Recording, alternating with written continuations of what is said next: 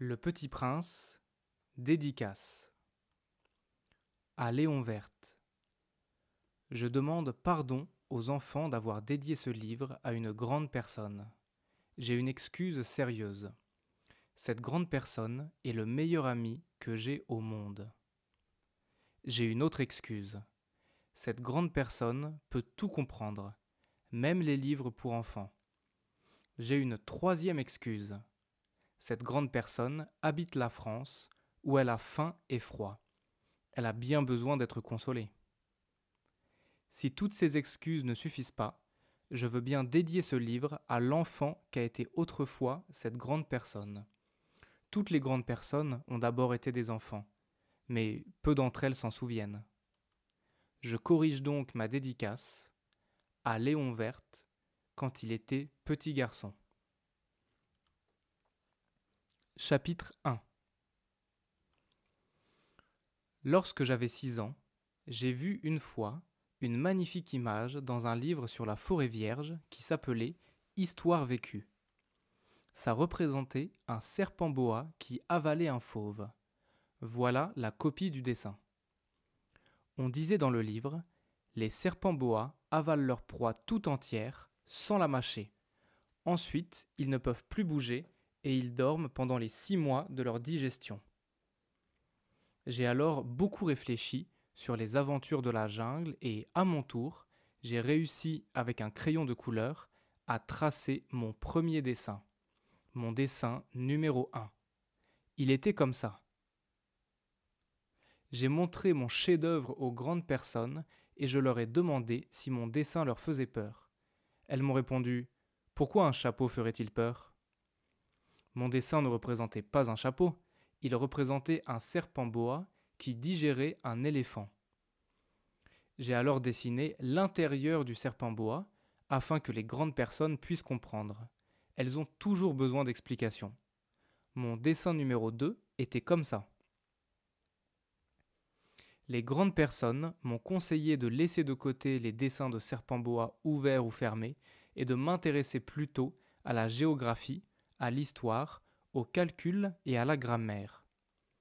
C'est ainsi que j'ai abandonné, à l'âge de 6 ans, une magnifique carrière de peinture. J'avais été découragé par l'insuccès de mon dessin numéro 1 et de mon dessin numéro 2. Les grandes personnes ne comprennent jamais rien toutes seules, et c'est fatigant pour les enfants de toujours leur donner des explications. J'ai donc dû choisir un autre métier, et j'ai appris à piloter des avions. J'ai volé un peu partout dans le monde, et la géographie, c'est exact, m'a beaucoup servi. Je savais reconnaître du premier coup d'œil la Chine de l'Arizona. C'est utile si l'on est égaré pendant la nuit. J'ai ainsi eu, au cours de ma vie, des tas de contacts avec des tas de gens sérieux. J'ai beaucoup vécu chez les grandes personnes. Je les ai vus de très près. Ça n'a pas trop amélioré mon opinion. Quand j'en rencontrais une qui me paraissait un peu lucide, je faisais l'expérience sur elle de mon dessin numéro 1 que j'ai toujours conservé. Je voulais savoir si elle était vraiment compréhensive, mais toujours elle me répondait « c'est un chapeau ». Alors je ne lui parlais ni de serpent boa, ni de forêt vierge, ni d'étoiles, je me mettais à sa portée. Je lui parlais de bridge, de golf, de politique et de cravate. Et la grande personne était bien contente de connaître un homme aussi raisonnable. Chapitre 2. J'ai ainsi vécu seul, sans personne avec qui parler véritablement, jusqu'à une panne dans le désert du Sahara il y a 6 ans. Quelque chose s'était cassé dans mon moteur, et comme je n'avais avec moi ni mécanicien ni passager, je me préparais à essayer de réussir tout seul une réparation difficile. C'était pour moi une question de vie ou de mort. J'avais à peine de l'eau à boire pour 8 jours. Le premier soir, je me suis donc endormi sur le sable à 1000 milles de toute terre habitée. J'étais bien plus isolé qu'un naufragé sur un radeau au milieu de l'océan. Alors, vous imaginez ma surprise au lever du jour quand une drôle de petite voix m'a réveillé. Elle disait « S'il vous plaît, Dessine-moi un mouton. Hein? Dessine-moi un mouton. J'ai sauté sur mes pieds comme si j'avais été frappé par la foudre. J'ai bien frotté mes yeux, j'ai bien regardé, et j'ai vu un petit bonhomme tout à fait extraordinaire qui me considérait gravement. Voilà le meilleur portrait que, plus tard, j'ai réussi à faire de lui. Mais mon dessin, bien sûr, est beaucoup moins ravissant que le modèle. Ce n'est pas ma faute, j'avais été découragé dans ma carrière de peintre par les grandes personnes à l'âge de 6 ans, et je n'avais rien appris à dessiner, sauf les bois fermés et les bois ouverts. Je regardais donc cette apparition avec des yeux tout ronds d'étonnement. N'oubliez pas que je me trouvais à 1000 milles de toute région habitée. Or, mon petit bonhomme ne me semblait ni égaré, ni mort de fatigue, ni mort de faim, ni mort de soif, ni mort de peur. Il n'avait en rien l'apparence d'un enfant perdu au milieu du désert, à 1000 milles de toute région habitée. Quand je réussis enfin à parler, je lui dis « Mais qu'est-ce que tu fais là ?» Et il me répéta alors, tout doucement, comme une chose très sérieuse, « S'il vous plaît, dessine-moi un mouton. » Quand le mystère est trop impressionnant, on n'ose pas désobéir. Aussi absurde que cela me sembla, à 1000 milles de tous les endroits habités et en danger de mort, je sortis de ma poche une feuille de papier et un stylographe. Mais je me rappelai alors que j'avais surtout étudié la géographie, l'histoire, le calcul et la grammaire, et je dis au petit bonhomme, avec un peu de mauvaise humeur, que je ne savais pas dessiner. Il me répondit « Ça ne fait rien, dessine-moi un mouton. » Comme je n'avais jamais dessiné un mouton, je refis pour lui l'un des 2 seuls dessins dont j'étais capable, celui du boa fermé, et je fus stupéfait d'entendre le petit bonhomme me répondre « Non, non, je ne veux pas d'un éléphant dans un boa. Un boa, c'est très dangereux, et un éléphant, c'est très encombrant. Chez moi, c'est tout petit. J'ai besoin d'un mouton. Dessine-moi un mouton. » Alors, j'ai dessiné. Il regarda attentivement, puis « Non, celui-là est déjà très malade. Fais-en un autre. » Je dessinai. Mon ami sourit, gentiment, avec indulgence. « Tu vois bien, ce n'est pas un mouton, c'est un bélier. Il a des cornes. » Je refis donc encore mon dessin, mais il fut refusé comme les précédents. « Celui-là est trop vieux, je veux un mouton qui vive longtemps. » Alors, faute de patience, comme j'avais hâte de commencer le démontage de mon moteur, je griffonnai ce dessin-ci. Et je lançai. Ça, c'est la caisse. Le mouton que tu veux est dedans. Mais je fus bien surpris de voir s'illuminer le visage de mon jeune juge. C'est tout à fait comme ça que je le voulais. Crois-tu qu'il faille beaucoup d'herbe à ce mouton ? Pourquoi ? Parce que chez moi, c'est tout petit. Bon, ça suffira sûrement. Je t'ai donné un tout petit mouton.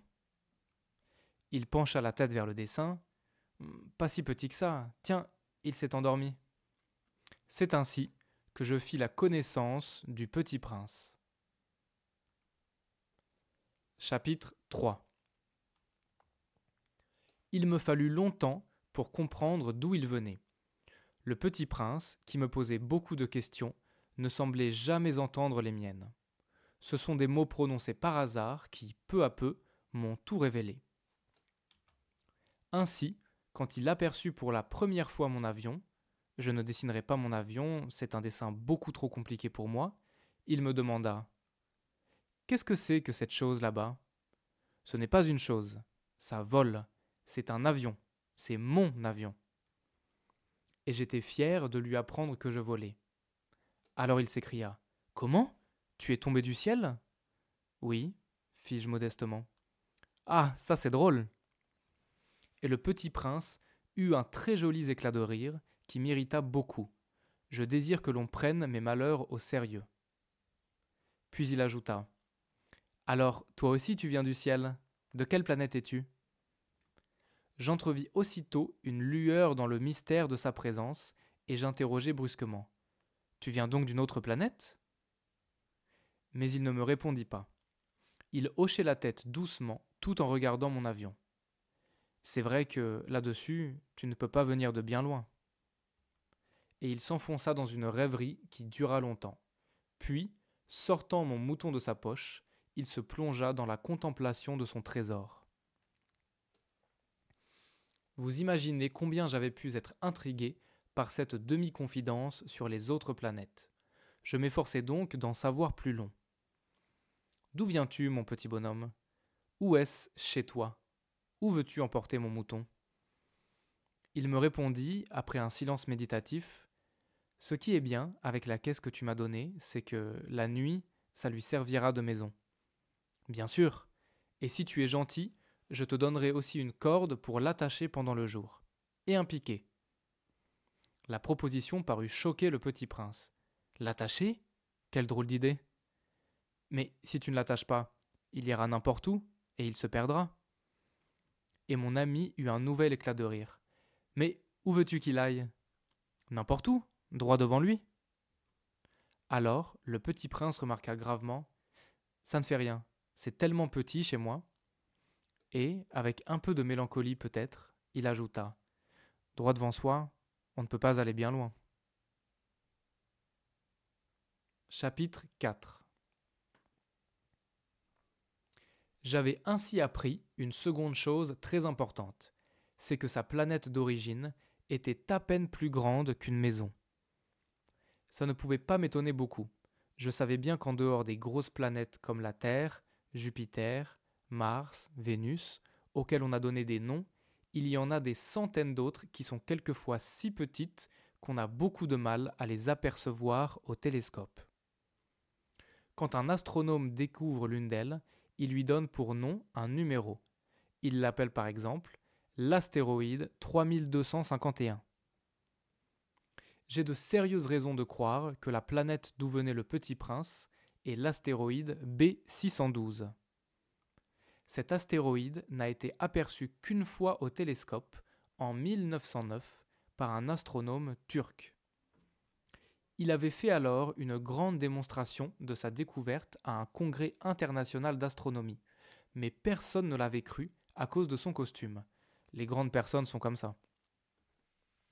Heureusement pour la réputation de l'astéroïde B612, un dictateur turc imposa à son peuple, sous peine de mort, de s'habiller à l'européenne.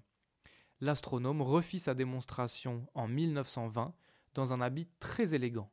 Et cette fois-ci, tout le monde fut de son avis. Si je vous ai raconté ces détails sur l'astéroïde B612, et si je vous ai confié son numéro, c'est à cause des grandes personnes. Les grandes personnes aiment les chiffres. Quand vous leur parlez d'un nouvel ami, elles ne vous questionnent jamais sur l'essentiel. Elles ne vous disent jamais quel est le son de sa voix, quels sont les jeux qu'il préfère, est-ce qu'il collectionne les papillons? Elles vous demandent quel âge a-t-il, combien a-t-il de frères, combien pèse-t-il, combien gagne son père. Alors seulement, elles croient le connaître. Si vous dites aux grandes personnes « J'ai vu une belle maison en briques roses avec des géraniums aux fenêtres et des colombes sur le toit », elles ne parviennent pas à s'imaginer cette maison. Il faut leur dire « J'ai vu une maison de 100 000 francs ». Alors elles s'écrient « Comme c'est joli !» Ainsi, si vous leur dites « La preuve que le petit prince a existé, c'est qu'il était ravissant, qu'il riait et qu'il voulait un mouton. Quand on veut un mouton, c'est la preuve qu'on existe. » Elles hausseront les épaules et vous traiteront d'enfant. Mais, si vous leur dites « La planète d'où il venait est l'astéroïde B612 », alors elles seront convaincues et elles vous laisseront tranquille avec leurs questions. Elles sont comme ça, il ne faut pas leur en vouloir. Les enfants doivent être très indulgents envers les grandes personnes. Mais bien sûr, nous qui comprenons la vie, nous nous moquons bien des numéros. J'aurais aimé commencer cette histoire à la façon des contes de fées. J'aurais aimé dire « Il était une fois un petit prince qui habitait une planète à peine plus grande que lui et qui avait besoin d'un ami. » Pour ceux qui comprennent la vie, ça aurait eu l'air beaucoup plus vrai, car je n'aime pas qu'on lise mon livre à la légère. J'éprouve tant de chagrin à raconter ces souvenirs. Il y a 6 ans déjà, que mon ami s'en est allé avec son mouton. Si j'essaye ici de le décrire, c'est afin de ne pas l'oublier. C'est triste d'oublier un ami. Tout le monde n'a pas eu un ami. Et je puis devenir comme les grandes personnes qui ne s'intéressent plus qu'aux chiffres. C'est donc pour ça encore que j'ai acheté une boîte de couleurs et des crayons. C'est dur de se remettre au dessin, à mon âge, quand on n'a jamais fait d'autres tentatives que celle d'un boa fermé et celle d'un boa ouvert à l'âge de 6 ans. J'essayerai bien sûr de faire des portraits le plus ressemblants possible, mais je ne suis pas tout à fait certain de réussir. Un dessin va et l'autre ne ressemble plus. Je me trompe un peu aussi sur la taille. Ici, le petit prince est trop grand, là, il est trop petit. J'hésite aussi sur la couleur de son costume. Alors je tâtonne comme ci et comme ça, tant bien que mal. Je me tromperai enfin sur certains détails plus importants. Mais ça, il faudra me le pardonner. Mon ami ne donnait jamais d'explication. Il me croyait peut-être semblable à lui. Mais moi, malheureusement, je ne sais pas voir les moutons à travers les caisses. Je suis peut-être un peu comme les grandes personnes. J'ai dû vieillir. Chapitre 5. Chaque jour, j'apprenais quelque chose sur la planète, sur le départ, sur le voyage. Ça venait tout doucement, au hasard des réflexions. C'est ainsi que, le 3e jour, je connus le drame des baobabs. Cette fois-ci encore, ce fut grâce aux moutons, car brusquement, le petit prince m'interrogea, comme pris d'un doute grave.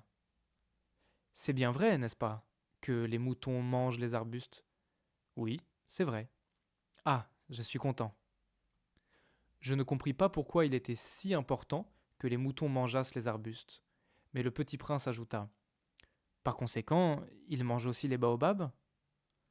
Je fis remarquer au petit prince que les baobabs ne sont pas des arbustes, mais des arbres grands comme des églises, et que si même il emportait avec lui tout un troupeau d'éléphants, ce troupeau ne viendrait pas à bout d'un seul baobab.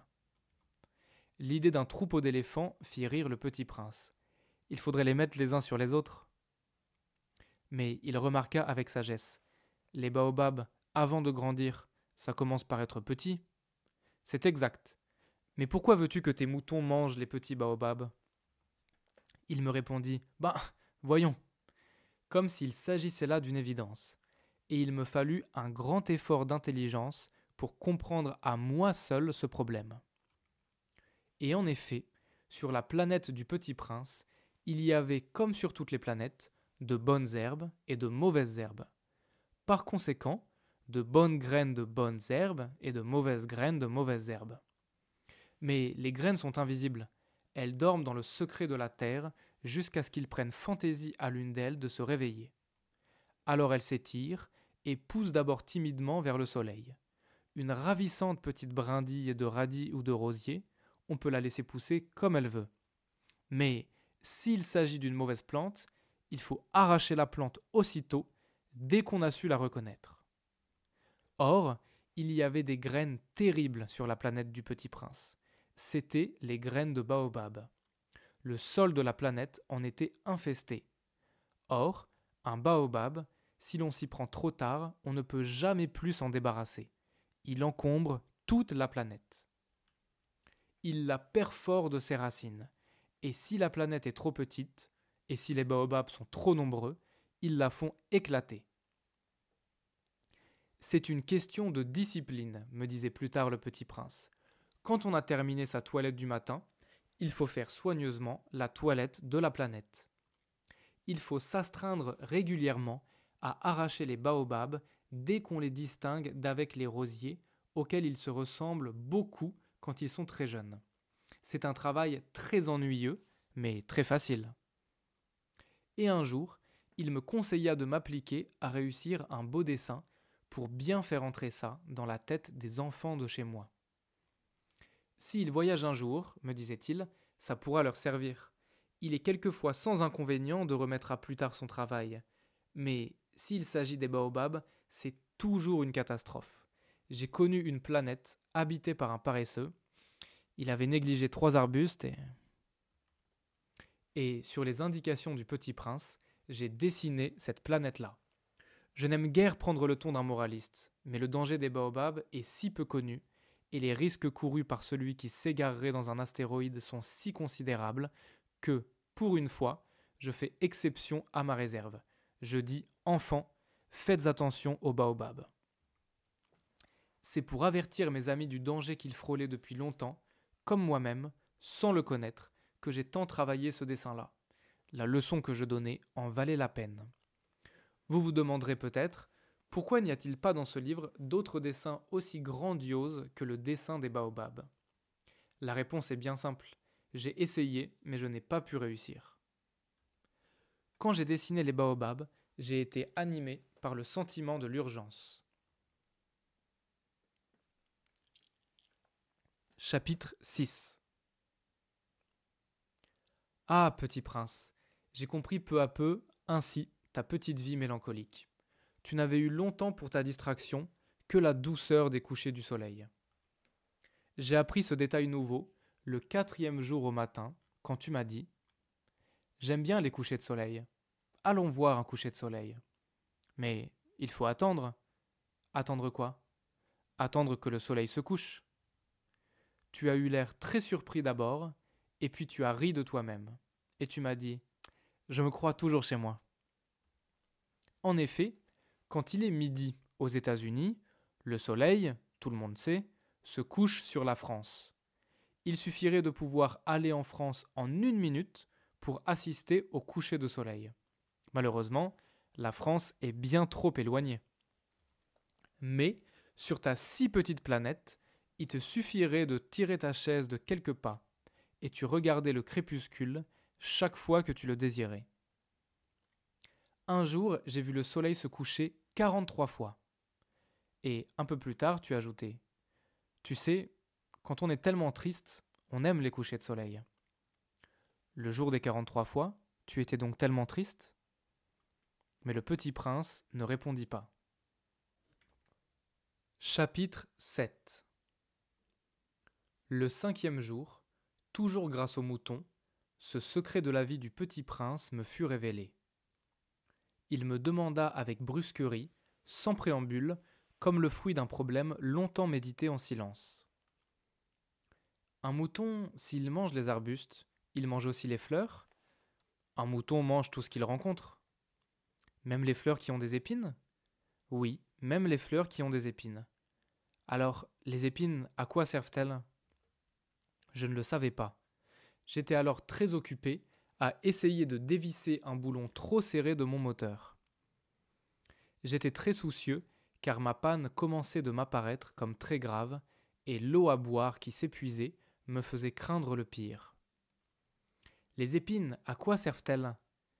Le petit prince ne renonçait jamais à une question une fois qu'il l'avait posée. J'étais irrité par mon boulon et je répondis n'importe quoi.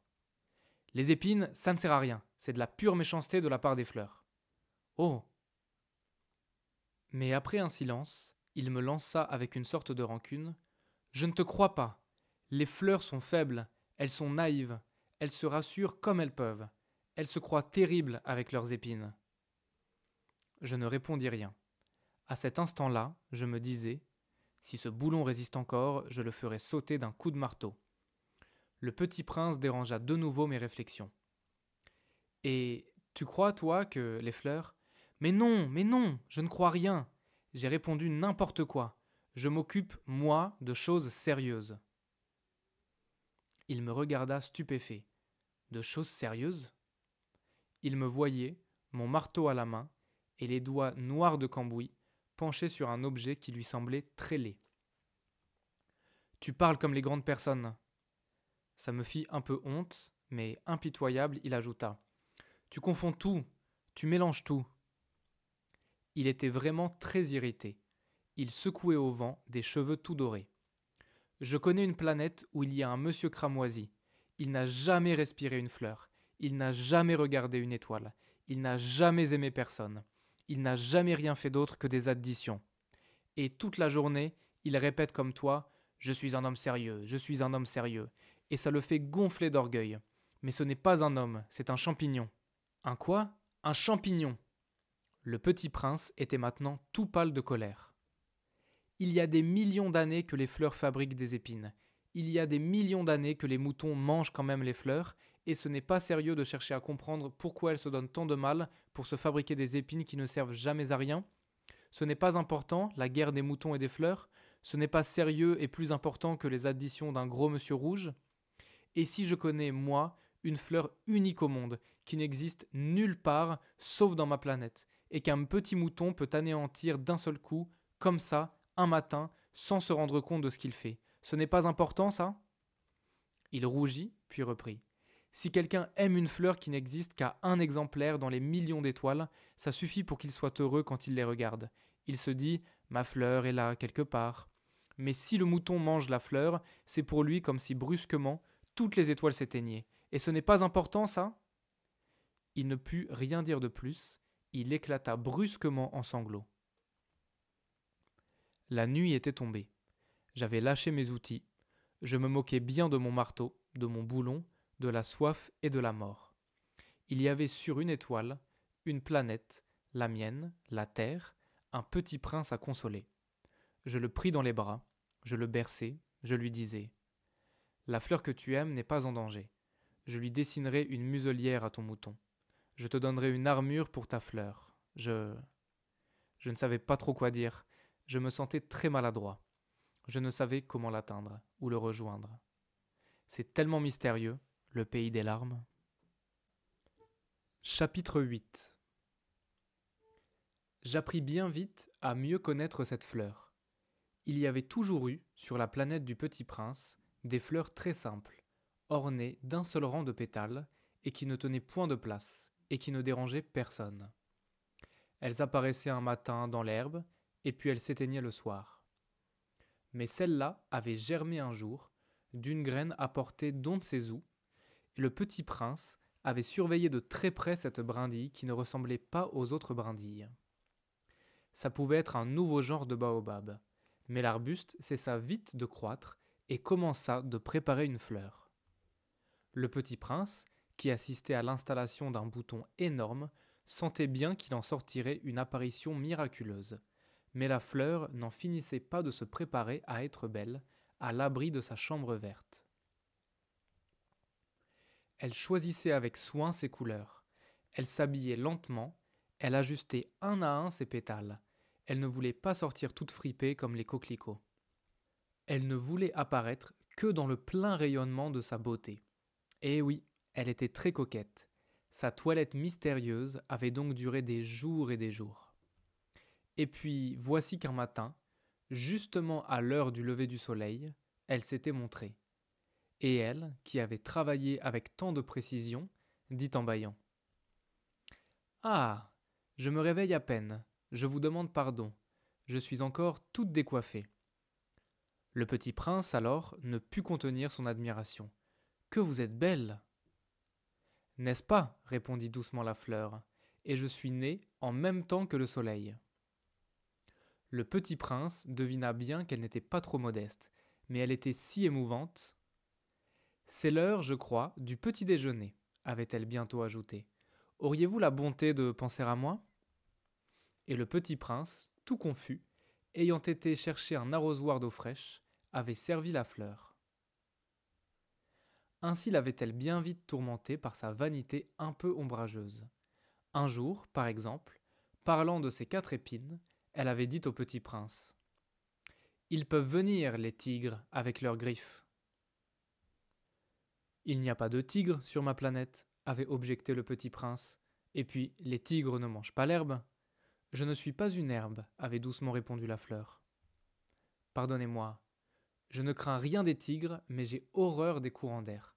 Vous n'auriez pas un paravent ? » « Horreur des courants d'air, ce n'est pas de chance pour une plante, » avait remarqué le Petit Prince. « Cette fleur est bien compliquée. »« Le soir, vous me mettrez sous un globe.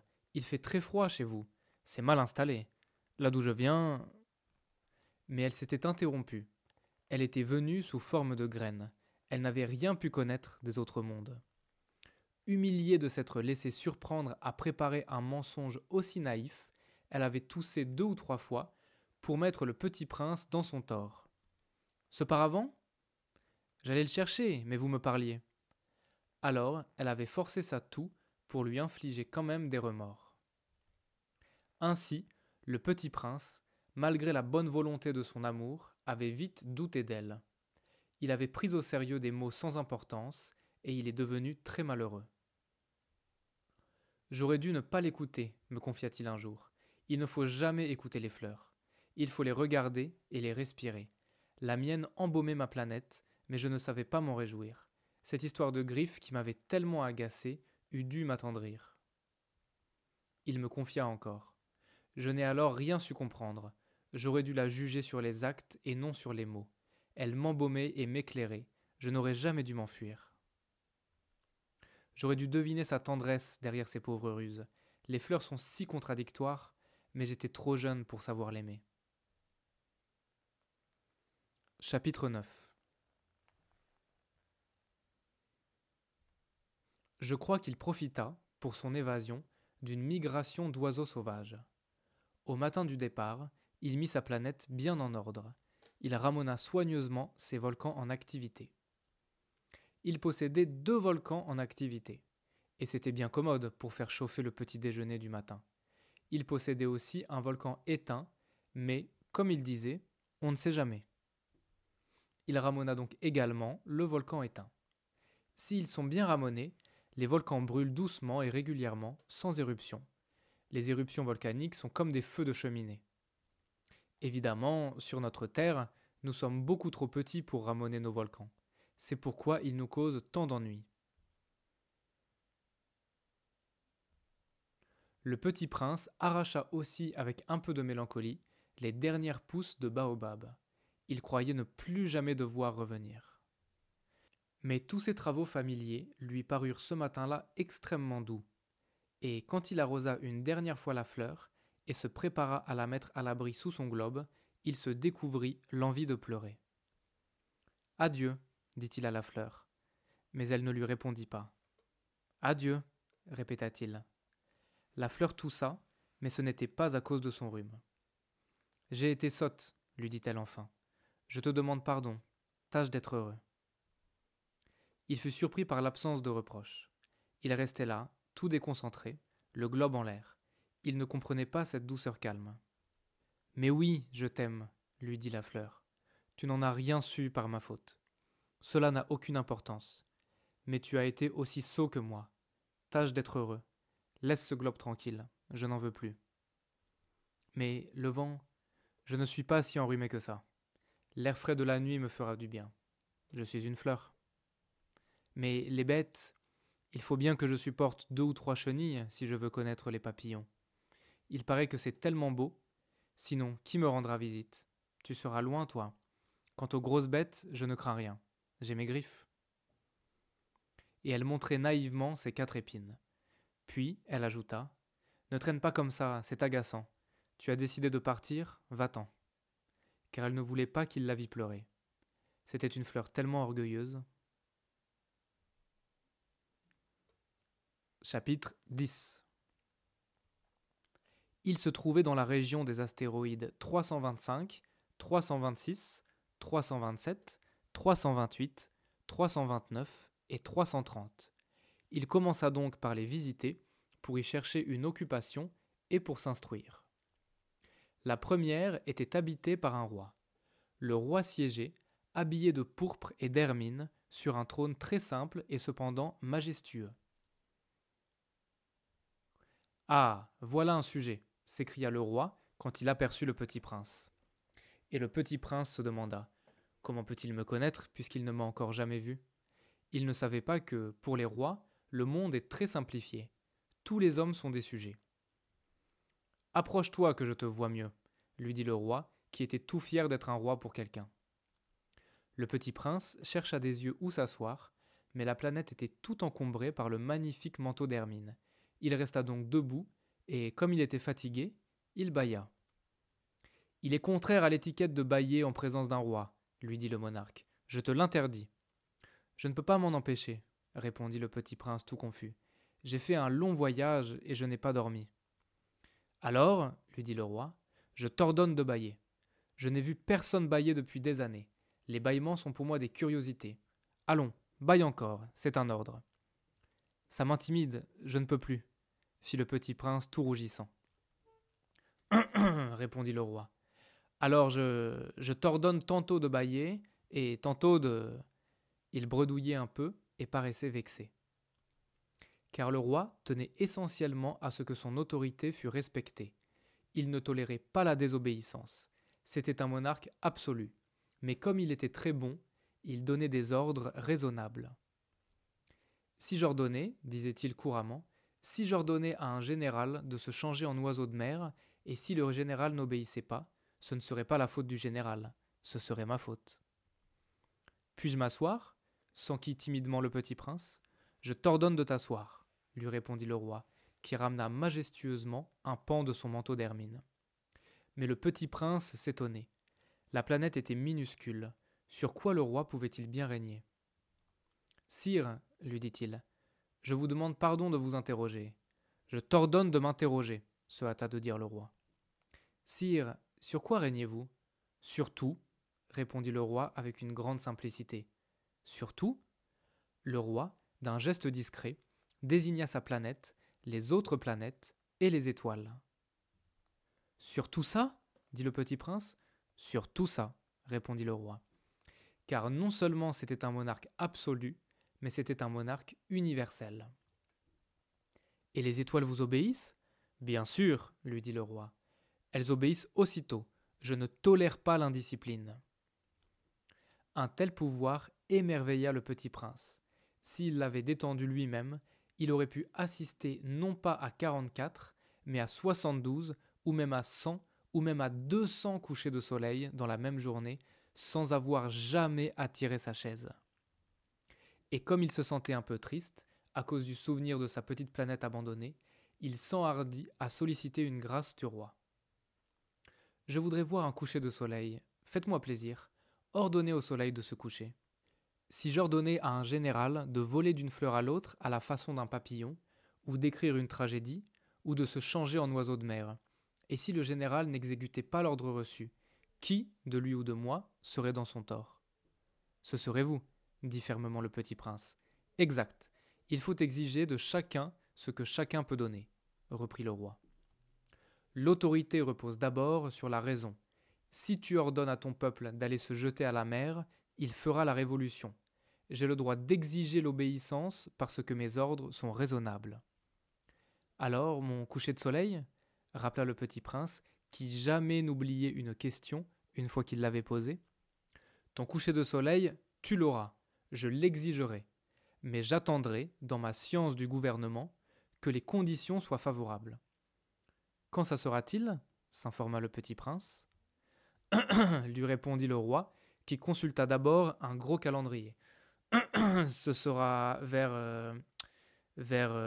ce sera ce soir vers 7h40, et tu verras comme je suis bien obéi. Le petit prince bâilla. Il regrettait son coucher de soleil manqué, et puis il s'ennuyait déjà un peu. Je n'ai plus rien à faire ici, dit-il au roi. Je vais repartir. Ne pars pas, répondit le roi, qui était si fier d'avoir un sujet. Ne pars pas, je te fais ministre. Ministre de quoi ? De la justice. Mais il n'y a personne à juger. On ne sait pas, lui dit le roi. Je n'ai pas fait encore le tour de mon royaume. Je suis très vieux et je n'ai pas de place pour un carrosse. Et ça me fatigue de marcher. Oh, mais j'ai déjà vu, dit le petit prince qui se pencha pour jeter encore un coup d'œil sur l'autre côté de la planète. Il n'y a personne là-bas non plus. Tu te jugeras donc toi-même, lui répondit le roi. C'est le plus difficile. Il est bien plus difficile de se juger soi-même que de juger autrui. Si tu réussis à bien te juger, c'est que tu es un véritable sage. Moi, dit le petit prince, je puis me juger moi-même n'importe où. Je n'ai pas besoin d'habiter ici. Dit le roi. Je crois bien que sur ma planète, il y a quelque part un vieux rat. Je l'entends la nuit. Tu pourras juger ce vieux rat. Tu le condamneras à mort de temps en temps. Ainsi sa vie dépendra de ta justice. Mais tu le gracieras chaque fois pour économiser. Il n'y en a qu'un. Moi, répondit le petit prince, je n'aime pas condamner à mort. Et je crois bien que je m'en vais. Non, dit le roi. Mais le petit prince, ayant achevé préparatifs, ne voulut point peiner le vieux monarque. Si votre majesté désirait être obéie ponctuellement, Elle pourrait me donner un ordre raisonnable. Elle pourrait m'ordonner, par exemple, de partir avant 1 minute. Il me semble que les conditions sont favorables. Le roi n'ayant rien répondu, le petit prince hésita d'abord, puis, avec un soupir, prit le départ. « Je te fais mon ambassadeur !» se hâta alors de crier le roi. Il avait un grand air d'autorité. « Les grandes personnes sont bien étranges, » se dit le petit prince en lui-même durant son voyage. Chapitre 11. La seconde planète était habitée par un vaniteux. « Ah ah, voilà la visite d'un admirateur !» s'écria de loin le vaniteux dès qu'il aperçut le petit prince, car, pour les vaniteux, les autres hommes sont des admirateurs. « Bonjour, dit le petit prince, vous avez un drôle de chapeau. »« C'est pour saluer, lui répondit le vaniteux, c'est pour saluer quand on m'acclame. Malheureusement, il ne passe jamais personne par ici. »« Ah oui, dit le petit prince qui ne comprit pas. Frappe tes mains l'une contre l'autre, conseilla donc le vaniteux. Le petit prince frappa ses mains l'une contre l'autre. Le vaniteux salua modestement en soulevant son chapeau. Ça, c'est plus amusant que la visite du roi, se dit en lui-même le petit prince, et il recommença de frapper ses mains l'une contre l'autre. Le vaniteux recommença de saluer en soulevant son chapeau. Après 5 minutes d'exercice, le petit prince se fatigua de la monotonie du jeu. « Et pour que le chapeau tombe, demanda-t-il, que faut-il faire ?» Mais le vaniteux ne l'entendit pas. Les vaniteux n'entendent jamais que des louanges. « Est-ce que tu m'admires vraiment beaucoup ?» demanda-t-il au petit prince. Qu'est-ce que signifie admirer ? Admirer signifie reconnaître que je suis l'homme le plus beau, le mieux habillé, le plus riche et le plus intelligent de la planète. Mais tu es seul sur ta planète ? Fais-moi ce plaisir, admire-moi quand même. Je t'admire, dit le petit prince en haussant un peu les épaules. Mais en quoi cela peut-il bien t'intéresser ? Et le petit prince s'en fut. Les grandes personnes sont décidément bien bizarres, se dit-il en lui-même durant son voyage. Chapitre 12. La planète suivante était habitée par un buveur. Cette visite fut très courte, mais elle plongea le petit prince dans une grande mélancolie. « Que fais-tu là » dit-il au buveur qu'il trouva installé en silence devant une collection de bouteilles vides et une collection de bouteilles pleines. « Je bois, » répondit le buveur d'un air lugubre. « Pourquoi bois-tu » lui demanda le petit prince. « Pour oublier, » répondit le buveur. « Pour oublier quoi » s'enquit le petit prince qui, déjà, le plaignait. « Pour oublier que j'ai honte, » avoua le buveur en baissant la tête. « Honte de quoi » s'informa le petit prince qui désirait le secourir. « Honte de boire » acheva le buveur qui s'enferma définitivement dans le silence. Et le petit prince s'en fut perplexe. Les grandes personnes sont décidément très très bizarres, se disait-il en lui-même durant le voyage. Chapitre 13. La 4e planète était celle du businessman. Cet homme était si occupé qu'il ne leva même pas la tête à l'arrivée du petit prince. « Bonjour, lui dit celui-ci. Votre cigarette est éteinte. » 3 et 2 font 5, 5 et 7, 12, 12 et 3, 15, bonjour. 15 et 7, 22, 22 et 6, 28, pas le temps de la rallumer. 26 et 5, 31, ouf, ça fait donc 501 622 731. 500 millions de quoi ? Hein ? Tu es toujours là ? 501 millions de... Je ne sais plus, j'ai tellement de travail. Je suis sérieux, moi. Je ne m'amuse pas à des balivernes. 2 et 5, 7... 500 millions de quoi ? Répéta le petit prince qui, jamais de sa vie, n'avait-il renoncé à une question une fois qu'il l'avait posée. Le businessman leva la tête. Depuis 54 ans que j'habite cette planète-ci, je n'ai été dérangé que 3 fois.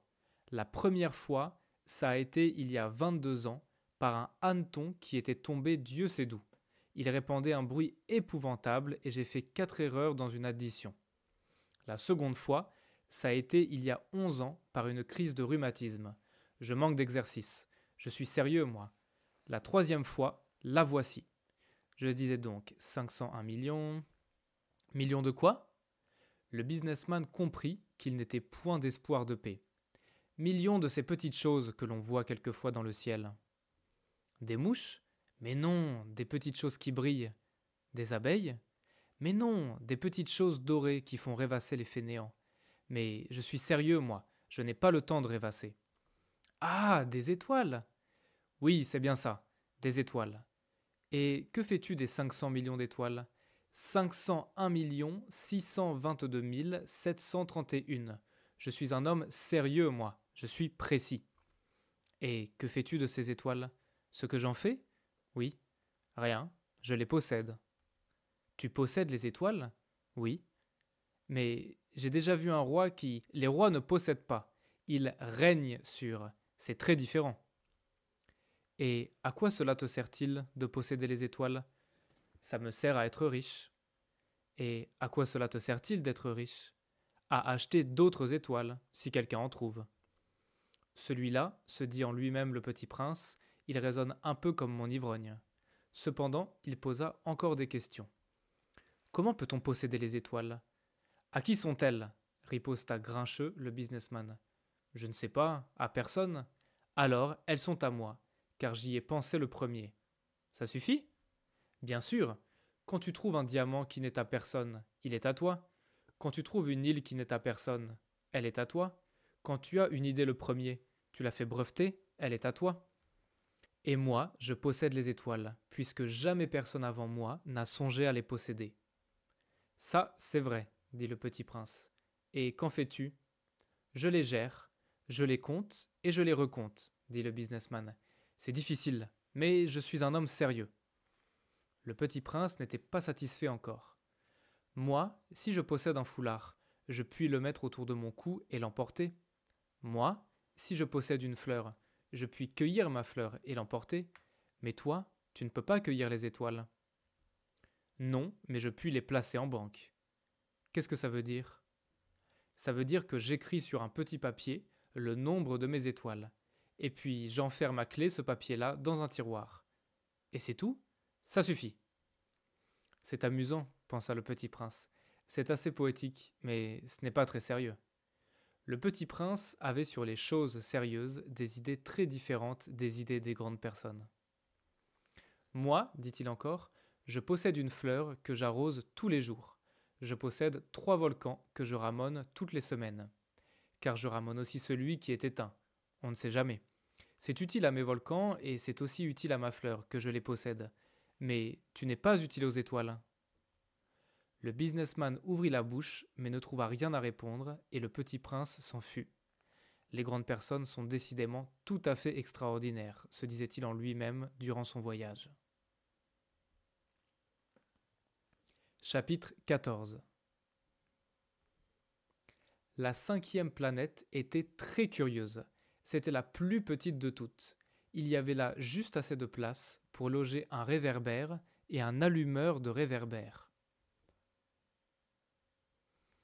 Le petit prince ne parvenait pas à expliquer à quoi pouvait servir, quelque part dans le ciel, sur une planète sans maison ni population, un réverbère et un allumeur de réverbère. Cependant, il se dit en lui-même: peut-être bien que cet homme est absurde. Cependant, il est moins absurde que le roi, que le vaniteux, que le businessman et que le buveur. Au moins, son travail a-t-il un sens. Quand il allume son réverbère, c'est comme s'il faisait naître une étoile de plus, ou une fleur. Quand il éteint son réverbère, ça endort la fleur ou l'étoile. C'est une occupation très jolie. C'est véritablement utile, puisque c'est joli. Lorsqu'il aborda la planète, il salua respectueusement l'allumeur. « Bonjour, pourquoi viens-tu d'éteindre ton réverbère ?»« C'est la consigne, répondit l'allumeur. Bonjour. Qu'est-ce que la consigne? C'est d'éteindre mon réverbère. Bonsoir. Et il le ralluma. Mais pourquoi viens-tu de rallumer? C'est la consigne, répondit l'allumeur. Je ne comprends pas, dit le petit prince. Il n'y a rien à comprendre, dit l'allumeur. La consigne, c'est la consigne. Bonjour. Et il éteignit son réverbère. Puis il s'épongea le front avec un mouchoir à carreaux rouges. Je fais là un travail terrible. C'était raisonnable autrefois. J'éteignais le matin et j'allumais le soir. J'avais le reste du jour pour me reposer et le reste de la nuit pour dormir. Et depuis cette époque, la consigne a changé? La consigne n'a pas changé, dit l'allumeur. C'est bien là le drame. La planète, d'année en année, a tourné de plus en plus vite, et la consigne n'a pas changé. Alors, dit le petit prince, alors maintenant qu'elle fait un tour par minute, je n'ai plus une seconde de repos. J'allume et j'éteins une fois par minute. Ça c'est drôle. Tous les jours chez toi durent une minute? Ce n'est pas drôle du tout, dit l'allumeur. Ça fait déjà un mois que nous parlons ensemble. Un mois? Oui, 30 minutes, 30 jours. Bonsoir. Et il ralluma son réverbère. Le petit prince le regarda, et il aima cette allumeur qui était si fidèle à la consigne. Il se souvint des couchers de soleil que lui-même allait chercher autrefois en tirant sa chaise. Il voulut aider son ami. Tu sais, je connais un moyen de te reposer quand tu voudras. Je veux toujours, dit l'allumeur, car on peut être à la fois fidèle et paresseux. Le petit prince poursuivit. Ta planète est tellement petite que tu en fais le tour en 3 enjambées. Tu n'as qu'à marcher lentement pour rester toujours au soleil. Quand tu voudras te reposer, tu marcheras, et le jour durera aussi longtemps que tu voudras. Ça ne m'avance pas à grand-chose, dit l'allumeur. Ce que j'aime dans la vie, c'est dormir. Ce n'est pas de chance, dit le petit prince. Ce n'est pas de chance, dit l'allumeur. Bonjour. Et il éteignit son réverbère. Celui-là, se dit le petit prince, tandis qu'il poursuivait plus loin son voyage, celui-là serait méprisé par tous les autres, par le roi, par le vaniteux, par le buveur, par le businessman. Cependant, c'est le seul qui ne me paraisse pas ridicule. C'est peut-être parce qu'il s'occupe d'autre chose que de soi-même. Il eut un soupir de regret et se dit encore. Celui-là est le seul dont j'eusse pu faire mon ami, mais sa planète est vraiment trop petite. Il n'y a pas de place pour deux. Ce que le petit prince n'osait pas s'avouer, c'est qu'il regrettait cette planète bénie à cause surtout des 1440 couchers de soleil par 24 heures. Chapitre 15. La 6e planète était une planète 10 fois plus vaste. Elle était habitée par un vieux monsieur qui écrivait d'énormes livres. « Tiens, voilà un explorateur !» s'écria-t-il quand il aperçut le petit prince. Le petit prince s'assit sur la table et souffla un peu. Il avait déjà tant voyagé. « D'où viens-tu » lui dit le vieux monsieur. « Quel est ce gros livre » dit le petit prince. « Que faites-vous ici ?»« Je suis géographe » dit le vieux monsieur. « Qu'est-ce qu'un géographe ?» C'est un savant qui connaît où se trouvent les mers, les fleuves, les villes, les montagnes et les déserts. « Ça c'est intéressant » dit le petit prince. « Ça, c'est enfin un véritable métier. » Et il jeta un coup d'œil autour de lui sur la planète du géographe. Il n'avait jamais vu encore une planète aussi majestueuse. « Elle est bien belle, votre planète. Est-ce qu'il y a des océans ?»« Je ne puis pas le savoir, dit le géographe. »« Ah !» Le petit prince était déçu. « Et des montagnes ?»« Je ne puis pas le savoir, dit le géographe. »« Et des villes ? Et des fleuves et des déserts ? Je ne puis pas le savoir non plus, dit le géographe. Mais vous êtes géographe ? C'est exact, dit le géographe. Mais je ne suis pas explorateur. Je manque absolument d'explorateurs. Ce n'est pas le géographe qui va faire le compte des villes, des fleuves, des montagnes, des mers et des océans. Le géographe est trop important pour flâner. Il ne quitte pas son bureau, mais il reçoit les explorateurs, il les interroge et il prend note leurs souvenirs. Et si les souvenirs de l'un d'entre eux lui paraissent intéressants, le géographe fait une enquête sur la moralité de l'explorateur. Pourquoi ça ? Parce qu'un explorateur qui mentait entraînerait des catastrophes dans les livres de géographie, et aussi un explorateur qui boirait trop. Pourquoi ça ? Fit le petit prince. Parce que les ivrognes voient double. Alors le géographe noterait 2 montagnes là où il n'y en a qu'une seule. Je connais quelqu'un, dit le petit prince, qui serait mauvais explorateur. C'est possible. Donc, quand la moralité de l'explorateur paraît bonne, on fait une enquête sur sa découverte. On va voir ? Non, c'est trop compliqué. mais on exige de l'explorateur qu'il fournisse des preuves. S'il s'agit par exemple de la découverte d'une grosse montagne, on exige qu'il en rapporte de grosses pierres. Le géographe soudain s'émut. Mais toi, tu viens de loin, tu es explorateur, tu vas me décrire ta planète. Et le géographe, ayant ouvert son registre, tailla son crayon. On note d'abord au crayon les récits des explorateurs. On attend pour noter à l'encre que les explorateurs aient fourni des preuves. Alors, interrogea le géographe. Oh, chez moi, dit le petit prince, ce n'est pas très intéressant. C'est tout petit. J'ai 3 volcans, 2 volcans en activité et un volcan éteint. Mais on ne sait jamais. On ne sait jamais, dit le géographe. J'ai aussi une fleur. Nous ne notons pas les fleurs, dit le géographe. Pourquoi ça? C'est pas joli? Parce que les fleurs sont éphémères. Qu'est-ce que ça signifie, éphémère? Les géographies, dit le géographe, sont les livres les plus précieux de tous les livres. Elles ne se démodent jamais. Il est rare qu'une montagne change de place. Il est très rare qu'un océan se vide de son eau. Nous écrivons des choses éternelles. Mais les volcans éteints peuvent se réveiller, interrompit le petit prince. Qu'est-ce que signifie éphémère? Que les volcans soient éteints ou soient éveillés, ça revient au même pour nous autres, dit le géographe. Ce qui compte pour nous, c'est la montagne. Elle ne change pas. Mais qu'est-ce que signifie éphémère? Répéta le petit prince qui, de sa vie, n'avait renoncé à une question, une fois qu'il l'avait posée.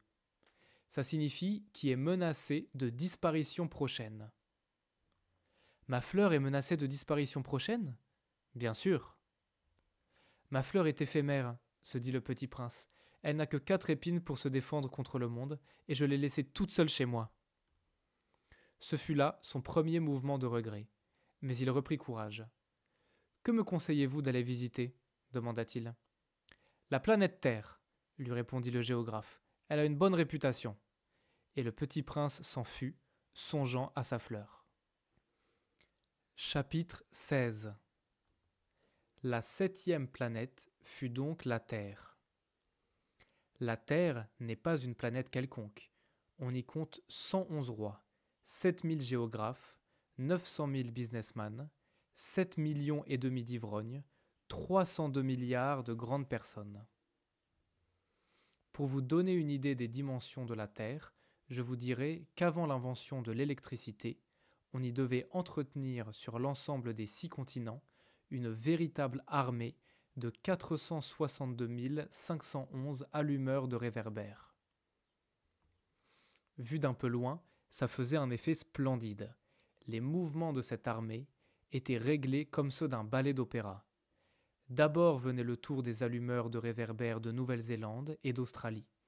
Puis, ceux-ci ayant allumé leurs lampions, s'en allaient dormir. Alors entraient à leur tour dans la danse les allumeurs de réverbères de Chine et de Sibérie. Puis eux aussi s'escamotaient dans les coulisses. Alors venait le tour des allumeurs de réverbères de Russie et des Indes. Puis de ceux d'Afrique et d'Europe. Puis de ceux d'Amérique du Sud. Puis de ceux d'Amérique du Nord. Et jamais ils ne se trompaient dans leur ordre d'entrée en scène. C'était grandiose. Seul l'allumeur de l'unique réverbère du pôle Nord et son confrère de l'unique réverbère du pôle Sud menaient des vies d'oisiveté et de nonchalance. Ils travaillaient 2 fois par an. Chapitre 17. Quand on veut faire de l'esprit, il arrive que l'on mente un peu. Je n'ai pas été très honnête en vous parlant des allumeurs de réverbères. Je risque de donner une fausse idée de notre planète à ceux qui ne la connaissent pas. Les hommes occupent très peu de place sur la Terre. Si les 2 milliards d'habitants qui peuplent la Terre se tenaient debout et un peu serrés, comme pour un meeting, ils logeraient aisément sur une place publique de 20 000 de long sur 20 000 de large. On pourrait entasser l'humanité sur le moindre petit îlot du Pacifique. Les grandes personnes, bien sûr, ne vous croiront pas. Elles s'imaginent tenir beaucoup de place. Elles se voient importantes comme les baobabs. Vous leur conseillerez donc de faire le calcul. Elles adorent les chiffres, ça leur plaira. Mais ne perdez pas votre temps à ce pensum. C'est inutile.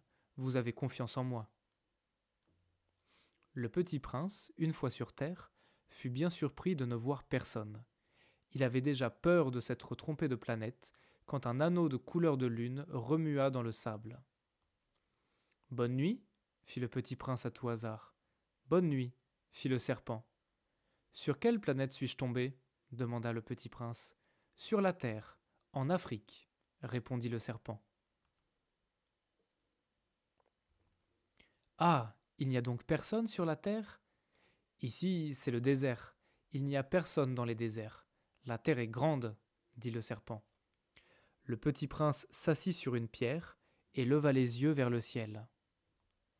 Je me demande, dit-il, si les étoiles sont éclairées afin que chacun puisse un jour retrouver la sienne. Regarde ma planète, elle est juste au-dessus de nous, mais comme elle est loin. Elle est belle, dit le serpent. Que viens-tu faire ici ? J'ai des difficultés avec une fleur, dit le petit prince. Ah, fit le serpent. Et ils se turent. Où sont les hommes ? Reprit enfin le petit prince. On est un peu seul dans le désert. On est seul aussi chez les hommes, dit le serpent. Le petit prince le regarda longtemps. Tu es une drôle de bête, lui dit-il enfin, mince comme un doigt. Mais je suis plus puissant que le doigt d'un roi, dit le serpent. Le petit prince eut un sourire. Tu n'es pas bien puissant, tu n'as même pas de pattes, tu ne peux même pas voyager. Je puis t'emporter plus loin qu'un navire, dit le serpent. Il s'enroula autour de la cheville du petit prince comme un bracelet d'or. Celui que je touche, je rends à la terre dont il est sorti, dit-il encore. Mais tu es pur, et tu viens d'une étoile. Le petit prince ne répondit rien. Tu me fais pitié, toi si faible sur cette terre de granit.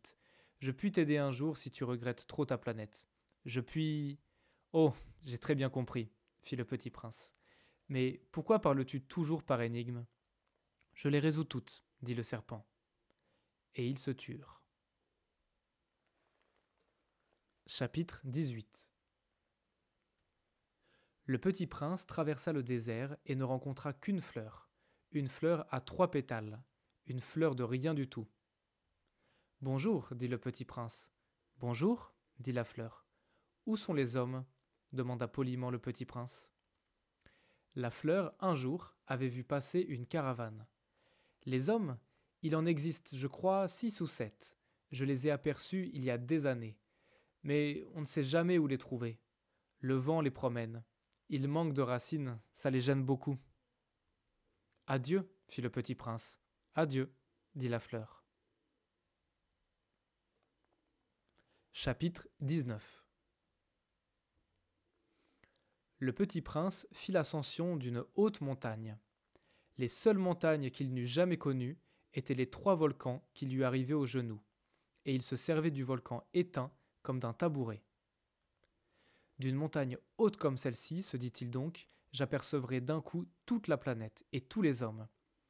Mais il n'aperçut rien que des aiguilles de roc bien aiguisées. Bonjour, dit-il à tout hasard. Bonjour, bonjour, bonjour, répondit l'écho. Qui êtes-vous ? Dit le petit prince. Qui êtes-vous ? Qui êtes-vous ? Qui êtes-vous ? Répondit l'écho. Soyez mes amis, je suis seul, dit-il. Je suis seul, je suis seul, je suis seul, répondit l'écho. Quelle drôle de planète, pensa-t-il alors. Elle est toute sèche et toute pointue et toute salée, et les hommes manquent d'imagination. Ils répètent ce qu'on leur dit. Chez moi, j'avais une fleur. Elle parlait toujours la première. Chapitre 20.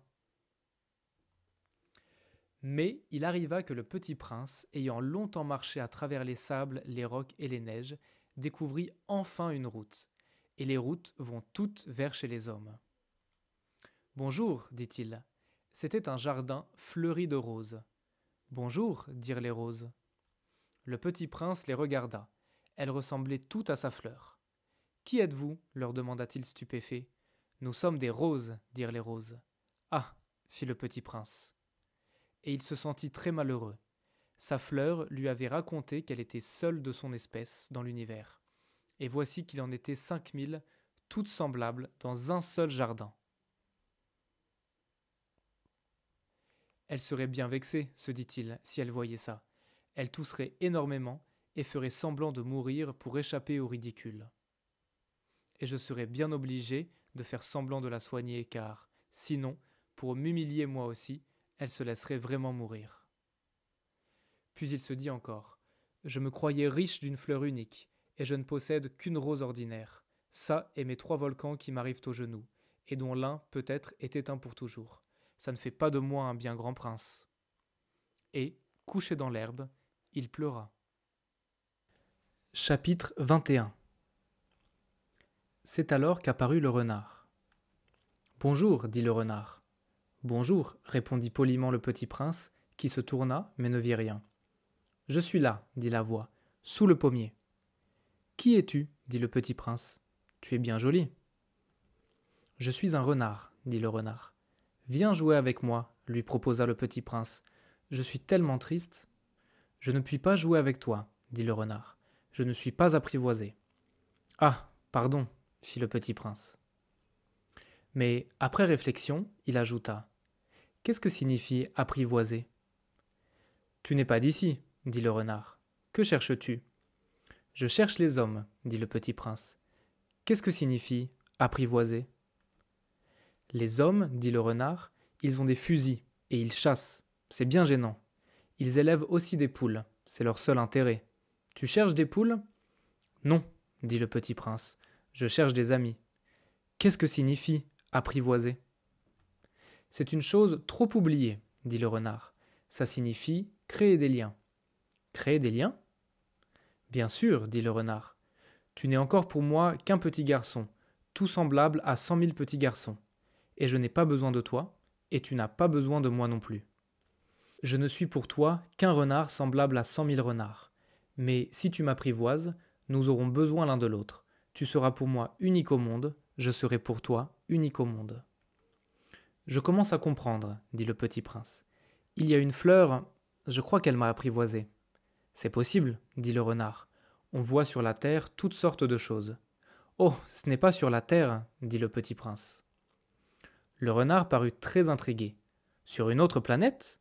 Oui. Il y a des chasseurs sur cette planète-là ? Non. Ça, c'est intéressant. Et des poules ? Non. Rien n'est parfait, soupira le renard. Mais le renard revint à son idée.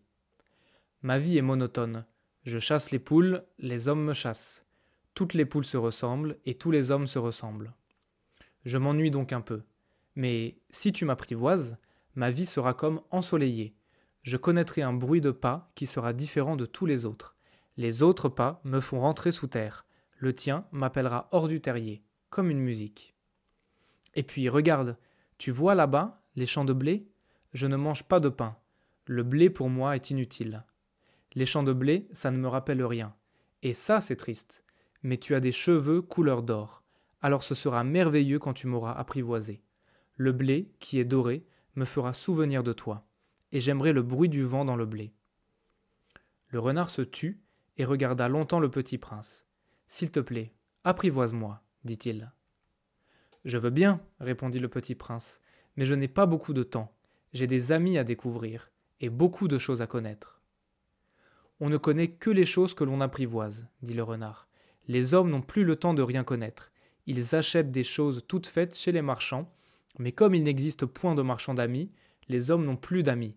Si tu veux un ami, apprivoise-moi. »« Que faut-il faire ? Dit le petit prince. « Il faut être très patient, répondit le renard. Tu t'assoiras d'abord un peu loin de moi, comme ça, dans l'herbe. Je te regarderai du coin de l'œil et tu ne diras rien. Le langage est source de malentendus.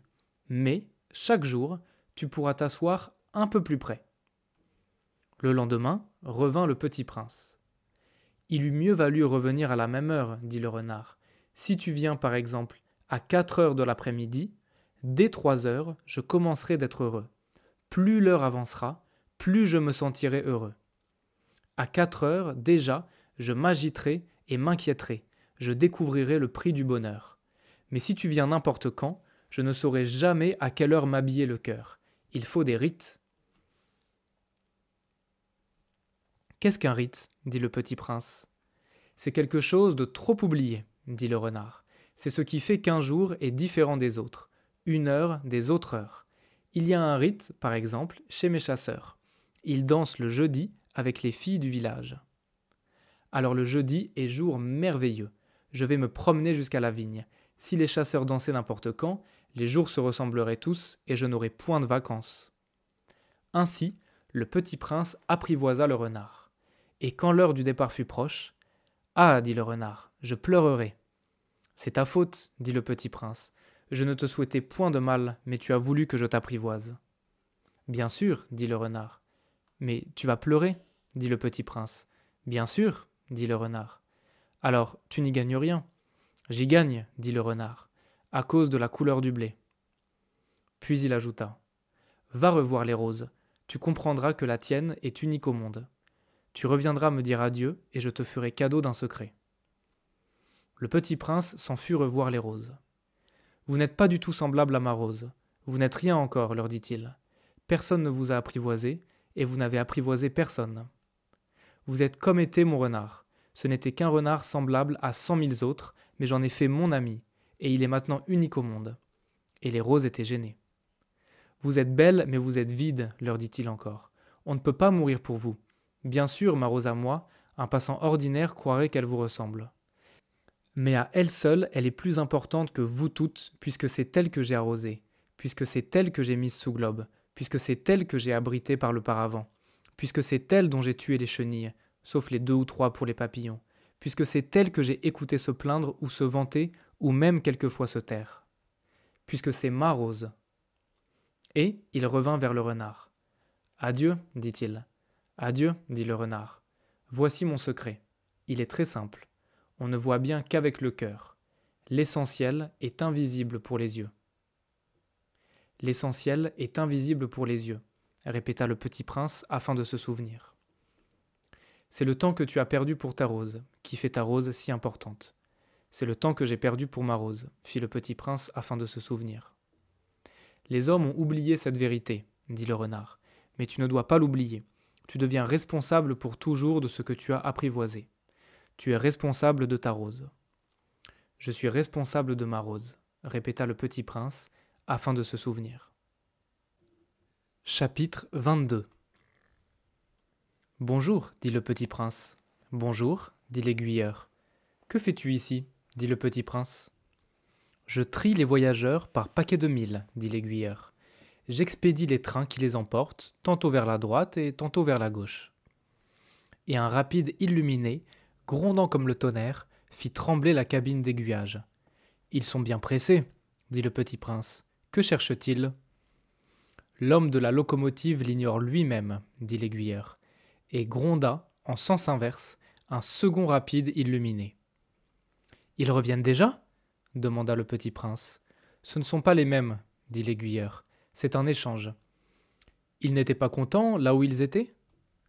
On n'est jamais content là où on est, dit l'aiguilleur, et gronda le tonnerre d'un troisième rapide illuminé. Ils poursuivent les premiers voyageurs ? Demanda le petit prince. Ils ne poursuivent rien du tout, dit l'aiguilleur. Ils dorment là-dedans, ou bien ils bâillent. Les enfants seuls écrasent leur nez contre les vitres.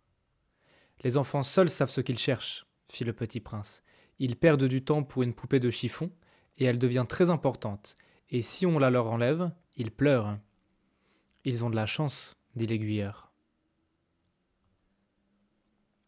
Chapitre 23. Bonjour, dit le petit prince. Bonjour, dit le marchand de pilules perfectionnées qui apaisent la soif.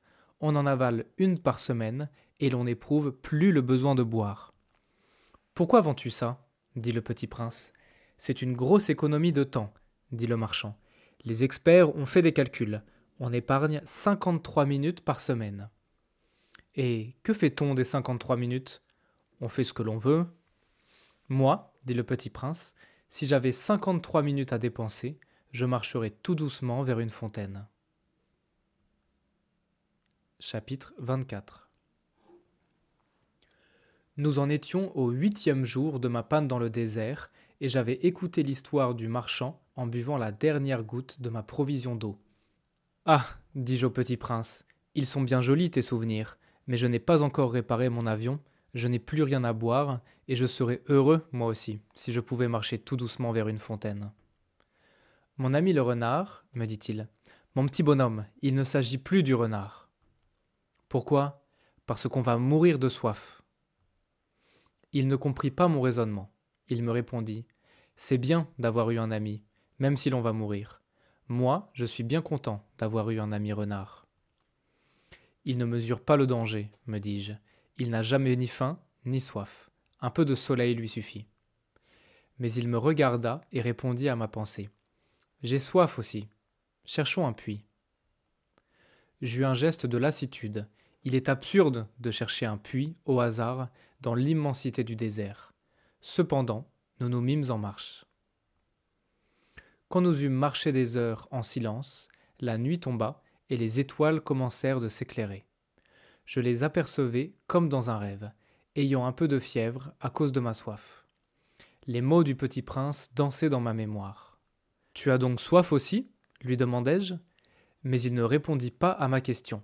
Il me dit simplement « L'eau peut aussi être bonne pour le cœur. » Je ne compris pas sa réponse, mais je me tus. Je savais bien qu'il ne fallait pas l'interroger. Il était fatigué, il s'assit. Je m'assis auprès de lui, et après un silence, il dit encore « Les étoiles sont belles à cause d'une fleur que l'on ne voit pas. » Je répondis « Bien sûr », et je regardai, sans parler, les plis du sable sous la lune. « Le désert est beau », ajouta-t-il. Et c'était vrai. J'ai toujours aimé le désert. On s'assoit sur une dune de sable, et on ne voit rien, on n'entend rien. Et cependant, quelque chose rayonne en silence. Ce qui embellit le désert, dit le petit prince, c'est qu'il cache un puits quelque part. Je fus surpris de comprendre soudain ce mystérieux rayonnement du sable. Lorsque j'étais petit garçon, j'habitais une maison ancienne, et la légende racontait qu'un trésor y était enfoui. Bien sûr, jamais personne n'a su le découvrir, ni peut-être même ne l'a cherché. Mais il enchantait toute cette maison. Ma maison cachait un secret au fond de son cœur. Oui, dis-je au petit prince, qu'il s'agisse de la maison, des étoiles ou du désert, ce qui fait leur beauté est invisible. Je suis content, dit-il, que tu sois d'accord avec mon renard. Comme le petit prince s'endormait, je le pris dans mes bras et me remis en route. J'étais ému. Il me semblait porter un trésor fragile. Il me semblait même qu'il n'y eût rien de plus fragile sur la terre. Je regardais, à la lumière de la lune, ce front pâle, ces yeux clos, ces mèches de cheveux qui tremblaient au vent, et je me disais « Ce que je vois là n'est qu'une écorce. Le plus important est invisible. » Comme ses lèvres entr'ouvertes ébauchaient un demi-sourire, je me dis encore « Ce qui m'émeut si fort de ce petit prince endormi, c'est sa fidélité pour une fleur. C'est l'image d'une rose qui rayonne en lui, comme la flamme d'une lampe, même quand il dort. » Et je le devinais plus fragile encore. Il faut bien protéger les lampes, un coup de vent peut les éteindre. Et, marchant ainsi, je découvris le puits au lever du jour. Chapitre 25. Les hommes, dit le petit prince, ils s'enfoncent dans les rapides, mais ils ne savent plus ce qu'ils cherchent. Alors ils s'agitent et tournent en rond. Et il ajouta, ce n'est pas la peine. Le puits que nous avions atteint ne ressemblait pas aux autres puits sahariens. Les puits sahariens sont de simples trous creusés dans le sable. Celui-là ressemblait à un puits de village. Mais il n'y avait là aucun village, et je croyais rêver. « C'est étrange, dis-je au petit prince. Tout est prêt. La poulie, le seau et la corde. » Il rit, toucha la corde, fit jouer la poulie, et la poulie gémit comme une vieille girouette. « Tu entends ?» dit le petit prince. « Nous réveillons ce puits, et il chante. » Je ne voulais pas qu'il fît un effort. « Laisse-moi faire, lui dis-je, c'est trop lourd pour toi. » Lentement, je hissai le seau jusqu'à la margelle. Je l'y installai bien d'aplomb. Dans mes oreilles durait le chant de la poulie et, dans l'eau, qui tremblait encore, je voyais trembler le soleil. « J'ai soif de cette eau-là, » dit le petit prince. « Donne-moi à boire. » Et je compris ce qu'il avait cherché. Je soulevai le seau jusqu'à ses lèvres. Il but, les yeux fermés. C'était doux comme une fête. Elle était née de la marche sous les étoiles, du chant de la poulie, de l'effort de mes bras. Elle était bonne pour le cœur, comme un cadeau. Lorsque j'étais petit garçon, la lumière de l'arbre de Noël, la musique de la messe de minuit, la douceur des sourires faisaient ainsi tout le rayonnement du cadeau de Noël que je recevais. Les hommes de chez toi, dit le petit prince, cultivent 5000 roses dans le même jardin, et ils n'y trouvent pas ce qu'ils cherchent. Ils ne le trouvent pas, répondis-je. Et cependant, ce qu'ils cherchent pourrait être trouvé dans une seule rose ou un peu d'eau. Bien sûr, répondis-je. Et le petit prince ajouta, mais les yeux sont aveugles, il faut chercher avec le cœur. J'avais bu. Je respirais bien. Le sable au lever du jour est couleur de miel. J'étais heureux, aussi de cette couleur de miel. Pourquoi fallait-il que j'eusse de la peine ? Il faut que tu tiennes ta promesse, me dit doucement le petit prince qui, de nouveau, s'était assis auprès de moi. Quelle promesse ? Tu sais, une muselière pour mon mouton. Je suis responsable de cette fleur. Je sortis de ma poche mes ébauches de dessin. Le petit prince les aperçut et dit en riant. Tes baobabs, ils ressemblent un peu à des choux. Oh ! Moi qui étais si fier des baobabs. Ton renard, ses oreilles, elles ressemblent un peu à des cornes, et elles sont trop longues. Et il rit encore. Tu es injuste, petit bonhomme. Je ne savais rien dessiner que les boas fermés et les boas ouverts. Oh, ça ira, dit-il. Les enfants savent. Je crayonnai donc une muselière, et j'eus le cœur serré en la lui donnant. Tu as des projets que j'ignore. Mais il ne me répondit pas.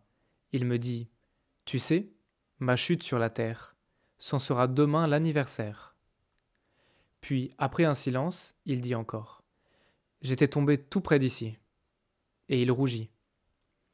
Et de nouveau, sans comprendre pourquoi, j'éprouvai un chagrin bizarre. Cependant, une question me vint. Alors, ce n'est pas par hasard que, le matin où je t'ai connu, il y a 8 jours, tu te promenais comme ça tout seul, à 1000 milles de toute région habitée. Tu retournais vers le point de ta chute ? Le petit prince rougit encore. Et j'ajoutai en hésitant. À cause, peut-être, de l'anniversaire ? Le petit prince rougit de nouveau. Il ne répondait jamais aux questions. Mais quand on rougit, ça signifie oui, n'est-ce pas ?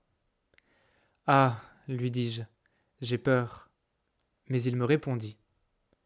Tu dois maintenant travailler. Tu dois repartir vers ta machine. Je t'attends ici. Reviens demain soir. Mais je n'étais pas rassuré. Je me souvenais du renard. On risque de pleurer un peu si l'on s'est laissé apprivoiser. Chapitre 26. Il y avait, à côté du puits, une ruine de vieux murs de pierre. Lorsque je revins de mon travail, le lendemain soir, j'aperçus de loin mon petit prince assis là-haut, les jambes pendantes, et je l'entendis qui parlait. « Tu ne te souviens donc pas ? disait-il. Ce n'est pas tout à fait ici. Une autre voix lui répondit, sans doute, puisqu'il répliqua. Si, c'est bien le jour, mais ce n'est pas ici l'endroit. Je poursuivis ma marche vers le mur. Je ne voyais ni entendais toujours personne. Pourtant, le petit prince répliqua de nouveau. Bien sûr, tu verras où commence ma trace dans le sable. Tu n'as qu'à m'y attendre, j'y serai cette nuit. J'étais à 20 mètres du mur et je ne voyais toujours rien. Le petit prince dit encore, après un silence. Tu as du bon venin ? Tu es sûr de ne pas me faire souffrir longtemps ? Je fis halte, le cœur serré, mais je ne comprenais toujours pas. Maintenant, va-t'en, dit-il. Je veux redescendre. Alors, j'abaissai moi-même les yeux vers le pied du mur et je fis un bond. Il était là, dressé vers le petit prince, un de ces serpents jaunes qui vous exécutent en 30 secondes. Tout en fouillant ma poche pour en tirer mon revolver, je pris le pas de course, mais, au bruit que je fis, le serpent se laissa doucement couler dans le sable, comme un jet d'eau qui meurt, et, sans trop se presser, se faufila entre les pierres avec un léger bruit de métal. Je parvins au mur juste à temps pour y recevoir dans les bras mon petit bonhomme de prince, pâle comme la neige. « Quelle est cette histoire-là ? Tu parles maintenant avec les serpents ?» J'avais défait son éternel cache-nez d'or, je lui avais mouillé les tempes et l'avais fait boire. Et maintenant, je n'osais plus rien lui demander. Il me regarda gravement et m'entoura le cou de ses bras.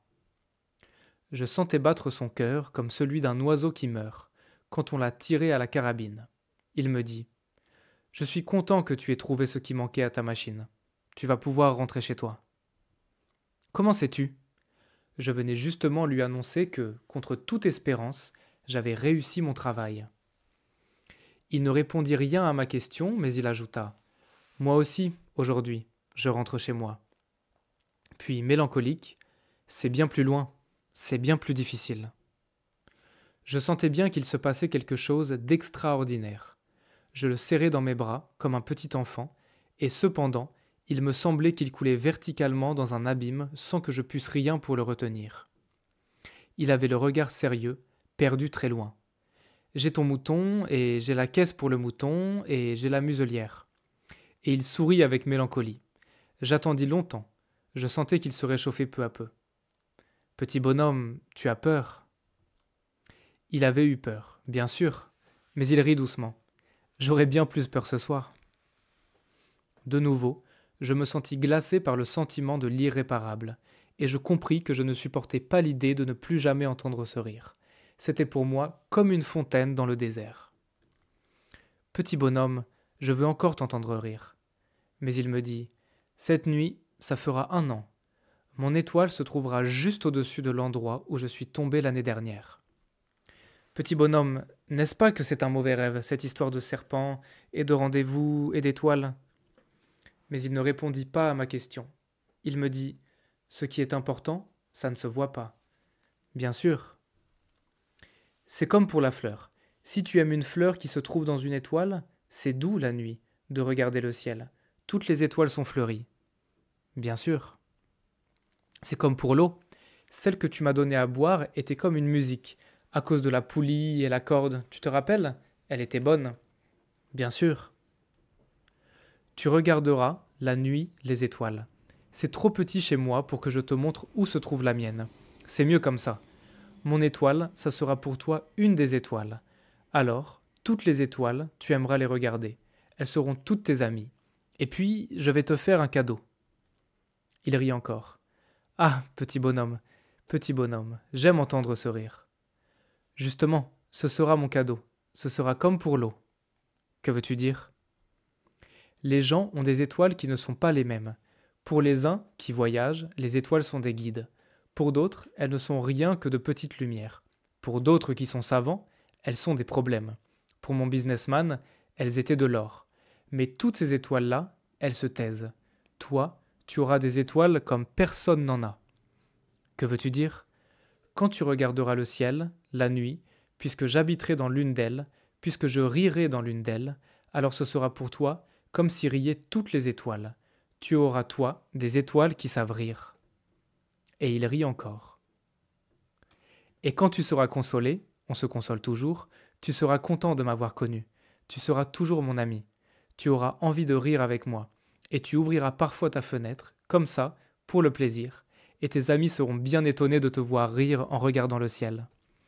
Alors tu leur diras « Oui, les étoiles, ça me fait toujours rire. » Et ils te croiront fou. Je t'aurai joué un bien vilain tour. Et il rit encore.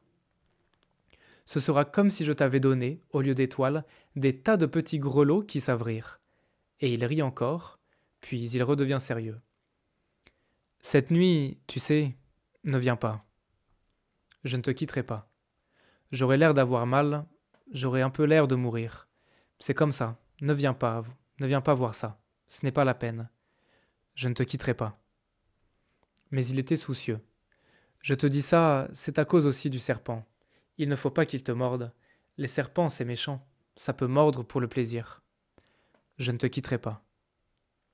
Mais quelque chose le rassura. C'est vrai qu'ils n'ont pas le venin pour la seconde morsure. Cette nuit-là, je ne le vis pas se mettre en route. Il s'était évadé sans bruit. Quand je réussis à le joindre, il marchait décidé d'un pas rapide. Il me dit seulement « Ah, tu es là !» Et il me prit par la main, mais il se tourmenta encore. « Tu as eu tort. Tu auras de la peine. J'aurai l'air d'être mort et ce ne sera pas vrai. » Moi, je me taisais.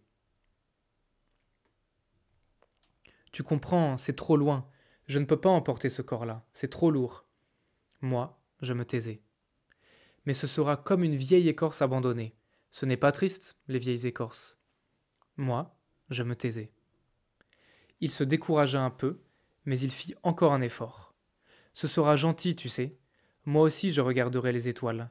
Toutes les étoiles seront des puits avec une poulie rouillée. Toutes les étoiles me verseront à boire. Moi, je me taisais. Ce sera tellement amusant, tu auras 500 millions de grelots, j'aurai 500 millions de fontaines. Et il se tut aussi parce qu'il pleurait. C'est là, laisse-moi faire un pas tout seul. Et il s'assit parce qu'il avait peur. Il dit encore, tu sais, ma fleur, j'en suis responsable, et elle est tellement faible, et elle est tellement naïve, et elle a 4 épines de rien du tout pour la protéger contre le monde. Moi, je m'assis parce que je ne pouvais plus tenir debout. Il dit « Voilà, c'est tout ». Il hésita encore un peu, puis se releva. Il fit un pas. Moi, je ne pouvais pas bouger. Il n'y eut rien qu'un éclair jaune près de sa cheville. Il demeura un instant immobile, il ne cria pas, il tomba doucement comme tombe un arbre. Ça ne fit même pas de bruit, à cause du sable.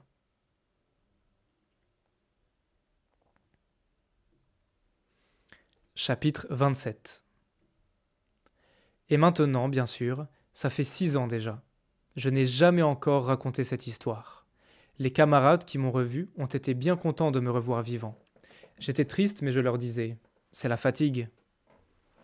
Maintenant, je me suis un peu consolé. C'est-à-dire, pas tout à fait. Mais je sais bien qu'il est revenu à sa planète, car au lever du jour, je n'ai pas retrouvé son corps. Ce n'était pas un corps tellement lourd. Et j'aime la nuit écouter les étoiles. C'est comme 500 millions de grelots. Mais voilà qu'il se passe quelque chose d'extraordinaire. La muselière que j'ai dessinée pour le petit prince, j'ai oublié d'y ajouter la courroie de cuir.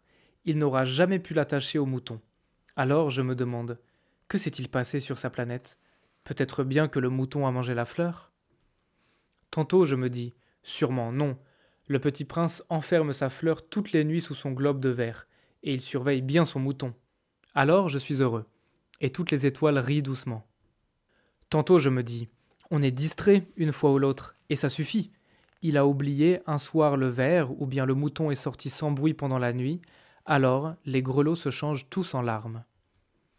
C'est là un bien grand mystère. Pour vous qui aimez aussi le petit prince, comme pour moi, rien de l'univers n'est semblable si quelque part, on ne sait où, un mouton que nous ne connaissons pas a, oui ou non, mangé une rose. Regardez le ciel. Demandez-vous, le mouton, oui ou non, a-t-il mangé la fleur? Et vous verrez comme tout change. Et aucune grande personne ne comprendra jamais que ça a tellement d'importance. Ça, c'est pour moi le plus beau et le plus triste paysage du monde.